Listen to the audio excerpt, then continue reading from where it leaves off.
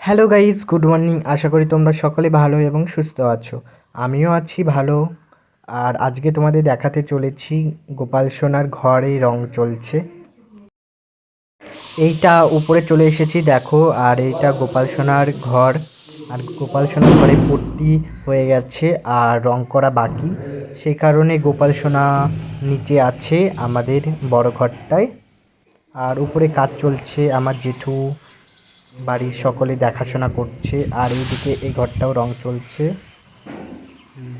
আমাদের ঘরে ব্যালকনিতে এরকম সুন্দর একটা জায়গা রয়েছে, নিচ থেকে সুন্দর দেখা যায়। 2-3 দিন টাইম লাগবে রং কমপ্লিট হতে। তারপরে আবার গোপাল সোনাকে নিয়ে আসবো, আর রং কেমন হয়েছে তোমাদের সব কিছুই শেয়ার করব। আর এইদিকে দেখো নিচে কত সুন্দর দৃশ্য, উপর থেকে কত সুন্দর লাগে গ্রাম এলাকায়। এখানে গোপাল সোনার সিংহাসন, মা সরস্বতী ঠাকুর সব রয়েছে। সব এক এক করে আমি ঘরে নিয়েছি। আর গোপাল সোনাকে আগে ঘরে তোলা হয়েছে, আর মা সরস্বতী ঠাকুরকেও তোলা হবে। দেখো সব এলোমেলো হয়ে আছে, সব কিছু রঙের পর সব কিছু আমরা গোছাবো। হ্যালো গাইস, এইদিকে আমার বড় ঘরে ঠাকুরটা রয়েছে এখন, গোপাল সোনা। আর উপরে তোমরা তো দেখলে কাজ চলছে, সেই কারণে। আর গোপাল সোনাকে আমি সিঙ্গার করে নিয়েছি, আর স্নান করিয়েও নিয়েছি। আর চলো গোপাল সোনাকে আমি কিভাবে সেবা দিই তোমাদের দেখাই। এইদিকে আমি ফুল তুলতে এসেছি, আমাদের গাছের বেলি ফুলগুলো খুব সুন্দর। দেখো, তোমাদের গ্রামের দিকে এত সুন্দর পাখির আওয়াজ শোনা যায় নাকি?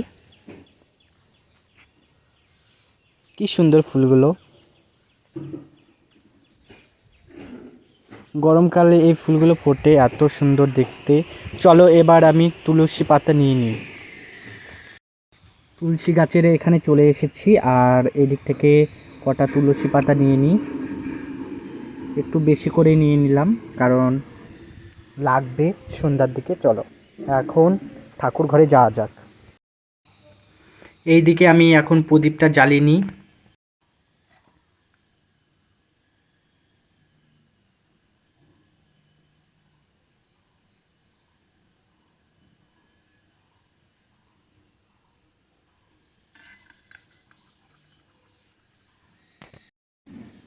গোপাল সোনাকে আজকে কলা দিয়ে ভোগ দিচ্ছি, যেভাবে পারি সামান্য ভোগ দেওয়ার চেষ্টা করি।